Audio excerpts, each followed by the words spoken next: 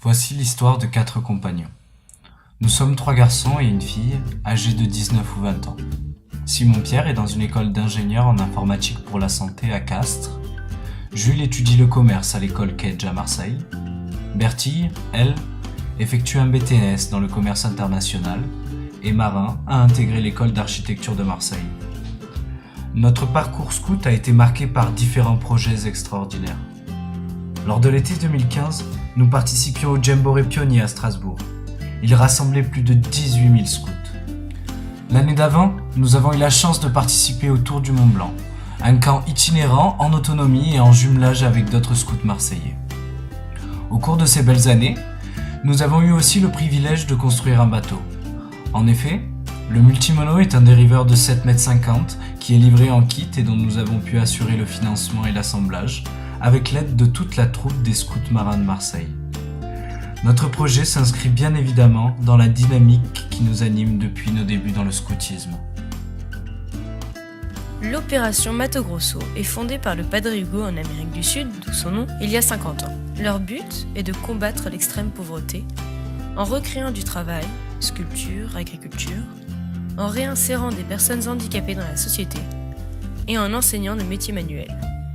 Pour cela, 3000 bénévoles, surtout en Italie, donnent de leur temps libre toute l'année afin de récolter des fonds, ensuite totalement reversés en Amérique du Sud.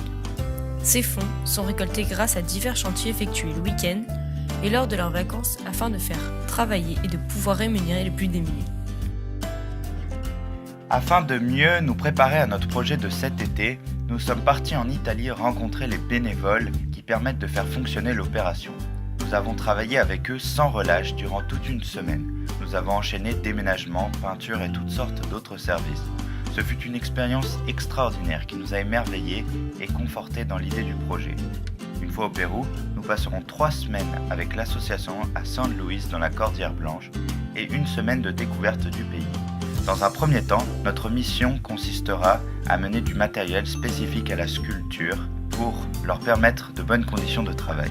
Puis, notre seconde action sera, sur place, nous devons à la fois effectuer de l'animation extrascolaire mais aussi participer à la construction d'une dizaine de maisons en terre selon la technique des briques en adobe.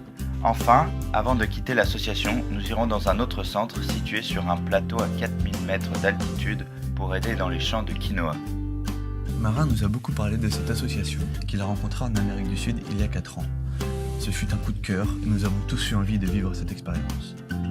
Nous avons pour projet d'y aller depuis 2 ans. 2 ans durant lesquels nous avons consacré la plupart de nos week-ends à divers travaux, comme de la peinture, des déménagements ou de la construction. Nous nous sommes persuadés que tous ces petits sacrifices en valent la peine. À ce jour, nous avons franchi grâce à nos travaux la barre des 3 500 €, ce qui représente 60% du budget total. Un énorme merci à tous ceux qui nous ont permis d'en arriver là. Mais attention, ce n'est pas terminé.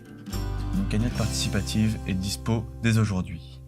Parlez-en autour de vous, chaque euro est important pour changer le quotidien de personnes qui en ont bien besoin.